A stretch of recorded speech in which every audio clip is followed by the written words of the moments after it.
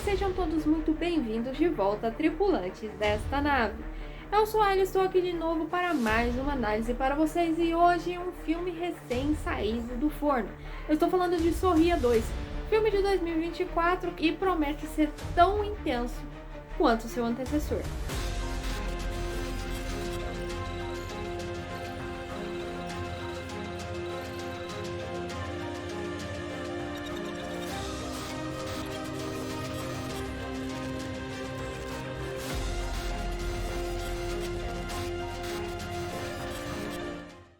Sorria 2 é um filme que lançou no dia 17 de outubro de 2024.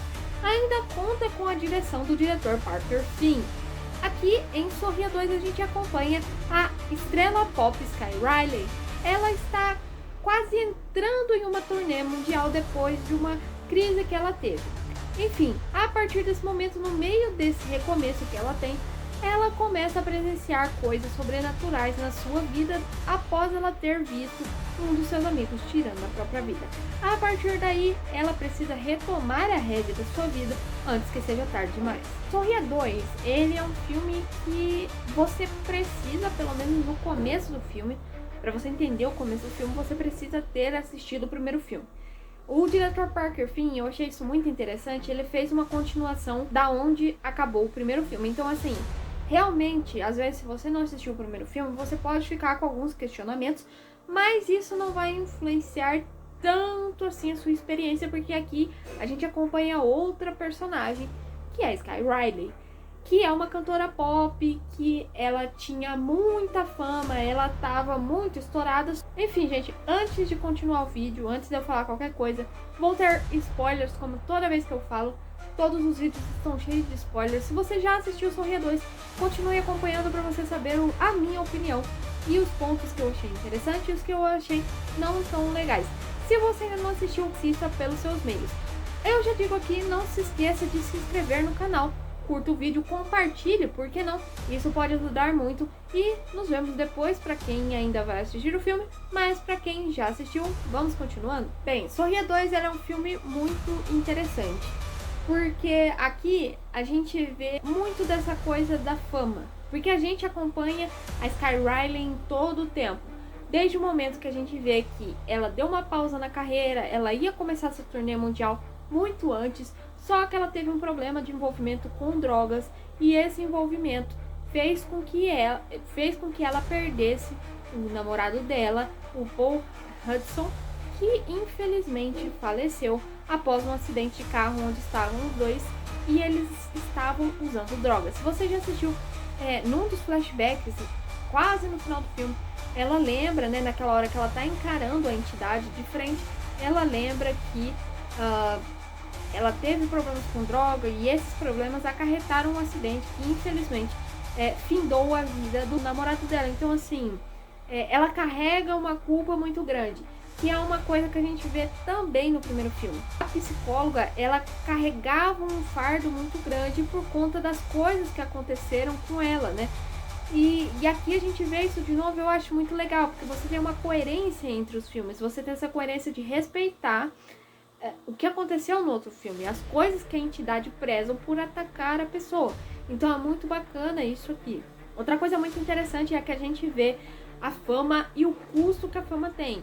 Todo mundo quer ser famoso, todo mundo quer estar, ter visibilidade, quer estar na crista da onda, mas todo mundo está disposto a pagar o preço por isso. Aqui a gente vê muito bem isso representado pela Sky Riley, que é interpretada maravilhosamente pela Naomi Scott. É uma das personagens que mais brilha, uma das atrizes que mais brilha, tanto na sua corporalidade, parece que em alguns momentos ela está realmente paralisada, ela não está entendendo o que está acontecendo e ela passa essa coisa da perturbação que a entidade faz de propósito. Então, assim, é muito bacana ver isso, porque a Sky Riley a todo momento ela percebe que a fama me tirou tudo o que era mais precioso para mim. Ela começa com isso, mas depois ela percebe que realmente foram as escolhas que ela teve, foram o uso das drogas, foram o envolvimento com todas as coisas que ela teve. Então, assim, ela foi perdendo tudo aos poucos. E mesmo agora que a gente vê ela retornando desse tratamento que ela ficou na clínica, ela ainda tem essa coisa do rebote, né? Que todo mundo que vem tratando de vícios tem esses rebotes, né? De tipo, às vezes querer, às vezes tomar um álcool já volta a, infelizmente, o alcoolismo. Se você era fumante, às vezes se você volta a fumar, você volta ao vício. Então ela tem esse rebote, mas tentando controlar a todo momento com aquela história das garrafas de água. Então, assim, a garrafa de água, ela tem um simbolismo muito interessante, porque ela busca mostrar, pelo menos na minha visão, o controle, o como você busca o controle de todas as formas e como você quer uma solução rápida para os seus problemas. E é muito interessante isso aqui, porque a todo momento quando a Sky Riley tem um problema, ela vai, toma uma garrafa de água, ela tenta essa busca, tentar buscar um enfrentamento. Não, ela vai pelo que é mais rápido, né? Por aquilo que lhe traz uma sensação de conforto para aquilo que ela passou. E outra coisa que eu acho que foi muito interessante, ao mesmo tempo muito corajoso, tanto do Parker Finn quanto do roteirista, essa história das drogas, o vício, essas coisas que vão consumindo as pessoas. Então aqui é muito interessante porque é mostrado conforme a entidade vai corroendo o psicológico, vai deteriorando psicologicamente a Sky Riley. Então, assim, é muito bacana como a gente vai vendo esse vício sendo praticamente personificado como a entidade. Então, assim, isso é realmente muito, muito interessante a forma como que eles abordam aqui. Os traumas mal resolvidos são uma forma muito peculiar em todos esses dois filmes, porque lá a gente tem a psicóloga, ela sofreu alguns traumas na infância, a mãe não tratava ela muito bem, mas ao mesmo tempo, quando a mãe dela faleceu na frente dela, ela não conseguiu ajudar, porque na cabeça dela ela queria realmente que a mãe dela fosse logo de base de uma vez, porque assim ela não seria mais maltratada. Então aqui a gente vê muito essa dualidade entre o certo e o errado, porque a mãe, que é uma figura muito interessante dos dois filmes, porque a mãe da Sky Riley aqui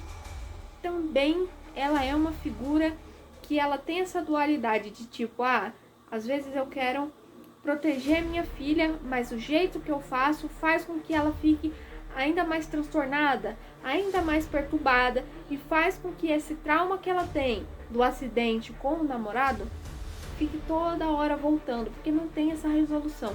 Então essa coisa também é muito interessante aqui. Como eu já disse, uma das coisas mais interessantes desse filme, além desses vários pontos que eu falei, é a atuação sensacional da Naomi Scott.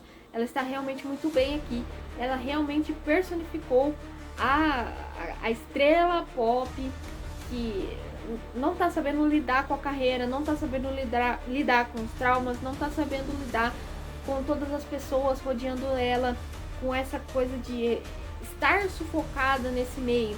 E é muito interessante porque isso dá pra ver muito na cena em que a Sky Riley ela está no meet and greet com os fãs, ela está lá tendo alguns autógrafos e tal, e aí aparece um cara completamente transtornado falando que ama ela, aparece um stalker lá e ela fica muito transtornada porque ele fica querendo pegar ela e ela tem uma crise de ansiedade, levam ela pra trás e a mãe dela fala assim, volta, você precisa atender todo mundo que ainda tá lá. Então é uma pessoa que realmente não queria continuar, mas a mãe dela continuava com, você tem que terminar isso, porque a gente tem um contrato e tal. Então é aquela figura materna que faz com que ela fique meio descontrolada. Então isso tem tanto no primeiro filme quanto nesse segundo filme, e são pontos bem interessantes que interligam mais ou menos os dois.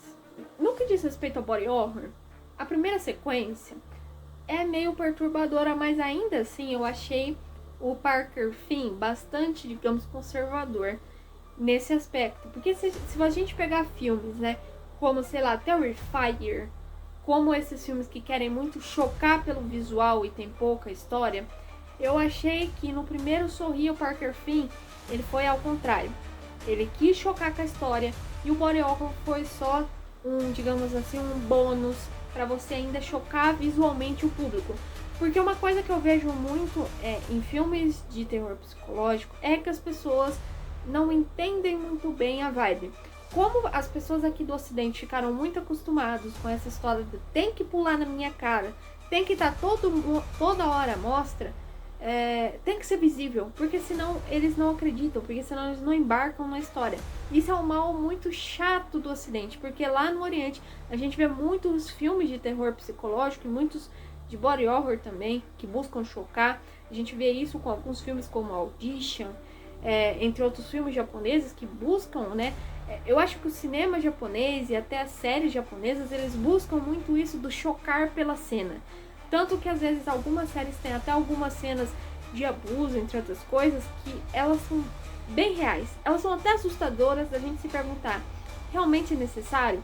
A gente vê que no cinema ocidental eles são um pouco mais, digamos assim, conservadores com isso, porque eu acho que tais cenas não precisam ser tão intensas. E eu vejo que o cinema de terror psicológico, ele tem incomodado muita gente, porque muita gente não quer pensar muito além daquela coisa que vem na cara. Por isso que muita gente não gosta muito de alguns filmes como Midsommar, Hereditário, que são filmes que você precisa ter um pouco mais desse tato do pensamento. Não acontece às vezes muita coisa, e aqui em Sorri acontece muito isso. Muitas vezes não tem tanta coisa na tela, são mais coisas psicológicas, são mais algumas coisas que a personagem às vezes vê, às vezes não vê. E esses pontos eu acho muito agradável. Tem muita gente que não gosta, vê muita gente reclamando no cinema, mas é um ponto completamente normal, que o terror psicológico faz muito bem e realmente interessante. Outra coisa muito interessante são que várias cenas, a composição dessas cenas, são tidos essa atenção por elementos dos shows mesmo. Teve uma cena que acho que tem até no trailer, que a Sky Riley, ela tava no apartamento dela e ela começa a ver a entidade cada vez mais forte, né? E ela vê os bailarinos fazendo a coreografia e atacando ela, como se for a entidade usa dela ver os bailarinos fazendo a coreografia para atacar ela. Às vezes até muito cômico, mas eu achei isso muito interessante, porque você mescla muito esses elementos de um filme ser sobre uma estrela pop, ser sobre shows, turnês, entre outras coisas, e você faz com que a entidade use também desses argumentos para perturbar ela, porque ela já também estava estagnada de fazer shows, entre outras coisas. Então isso aqui é muito legal, esses elementos usados. E eu não posso deixar de falar que o Parker Finn aqui continua realmente muito coerente, ele é muito bem feliz no que ele faz aqui. Tem alguns movimentos de câmera, alguns ângulos que pegam a gente de surpresa, deixam a gente muito tensos. A direção dele é bem interessante, ele não ousa de forma a mudar a roda, mas ele faz de uma maneira competente, que faz com que essa tensão que é pra gente ter, a gente realmente tem. E aqui a gente tem algumas explicações de como funciona a maldição do sorriso. Não fala tanto assim, eles não explicam tanto, mas já deixam alguns pontos muito interessantes pra gente perceber como que às vezes dá pra talvez e se livrar dela, mas é uma forma muito arriscada. Igual o moço que tentou salvar a Sky Riley, ele falou assim, se a gente parasse o coração por um momento, a gente consegue fazer com que, como esse ser é como se fosse um parasita, a gente consegue fazer com que ele não consiga passar para outra pessoa e continuar se proliferando. Então, talvez seja uma coisa razoável ou não, porque é muito perigoso fazer isso. Então aqui o perigo está sempre em todo momento, porque você vai ficar com essa entidade, vai morrer e passá-la para mais alguém, ou você vai terminar com ela de uma vez. Já que nem tudo são flores, tem alguns efeitos que me pegaram, e quando eles usaram um pouco de CGI em algumas cenas, foi meio esquisito. Ficou meio feiozinho. Lógico, às vezes a pessoa que está assistindo, sem prestar muita atenção, nem pega. Porque são coisas tão basiquinhas que não estragam a experiência. Mas eu percebi, ficou meio estranho os efeitozinhos, mas tudo bem, não vai deixar o filme ruim.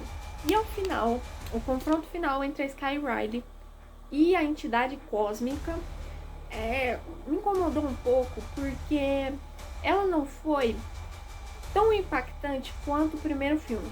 Na minha opinião, eu acho que foi uma das partes do filme que eu não gostei tanto.